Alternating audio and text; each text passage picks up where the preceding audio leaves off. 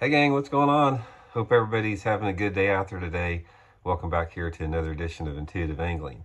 Today guys, I'm going to show you what I call my cold water box. This is a box I put together for like the dead of winter type fishing when water's at its coldest.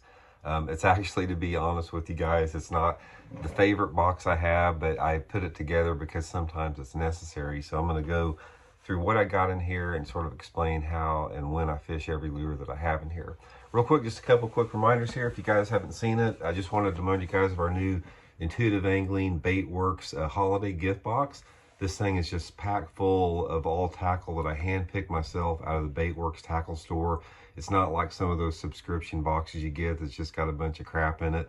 This is all stuff, hardcore hogging gear that I use in tournaments.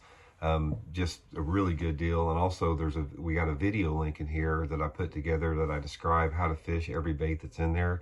So you can get them at Baitworks, and you can get them at the link in the description in this video. I've got a link in there that you can order them straight through Baitworks. Just check out the link in the description in this video. And also we got just 3 more days left for the Solar Bat Black Friday sale. If you buy a pair of my Signature Series RB2 sunglasses, you get the second pair of equal or lesser value free. I'll include that link in the description too. Okay guys, let's get into this. First of all, I'll show you a quick peek at my box here, then I'm going to go over every one of them. My cold water box. Now, these baits right here that I've got in here, these are some of my oldest baits.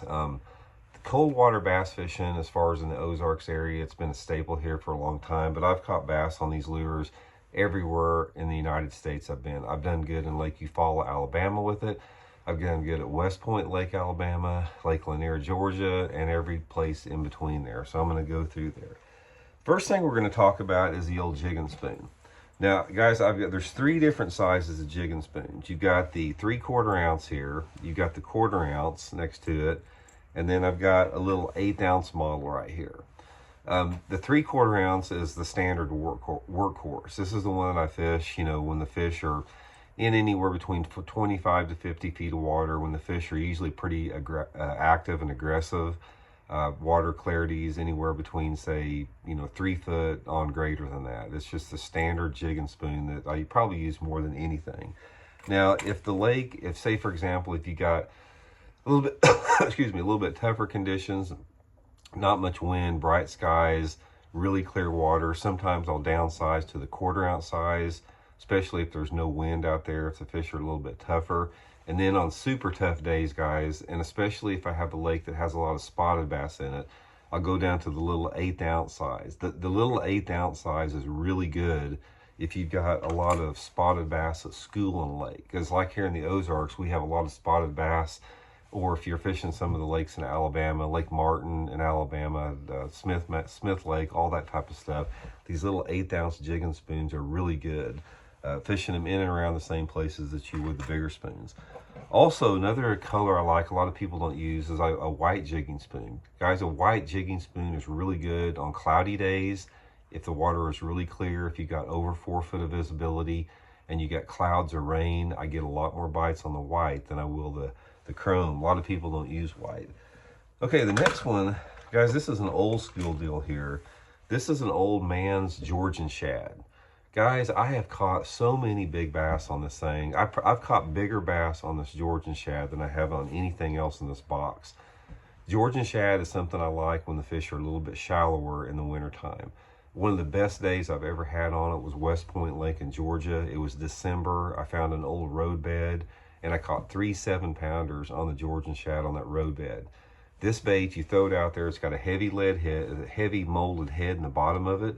And when you reel it in, it wiggles like a vibrant lipless crankbait. But what I do is I throw it out to the bottom and I rip it off the bottom, just rip it up and let it fall back down. So if I'm fishing like flatter points, water visibilities 2 to 3 foot, when the fish are less than 20 foot deep, that Georgian shad's a really good deal. Next one is another old school.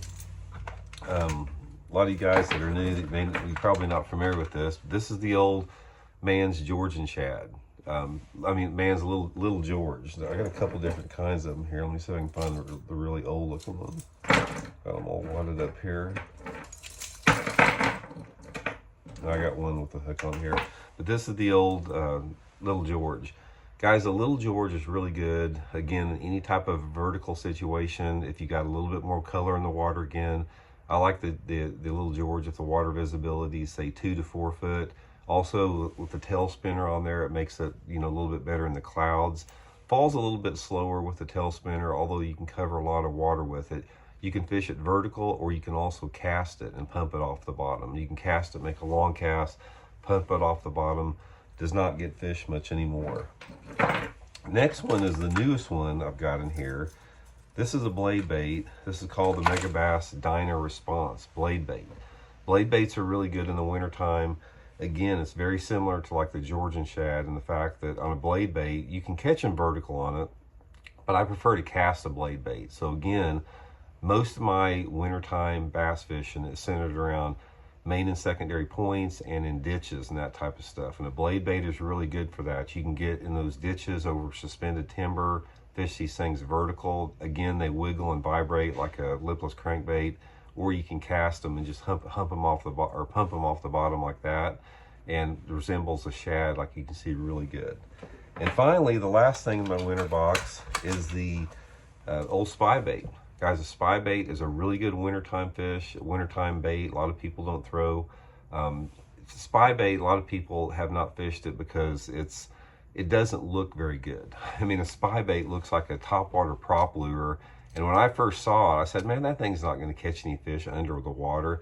Guys, these things will catch bass, I'm telling you. I like them when the water is at its absolute coldest. Fish them on really light line, 4 to 6 pound test line, and fish them in the same places that you would fish a jerkbait. Anywhere that you have a jerkbait bite going on, spy bait's going to work. So anyway, guys, that's my cold water box. Like I said, anytime I have to dig this thing out, I'm not real excited about it because I don't.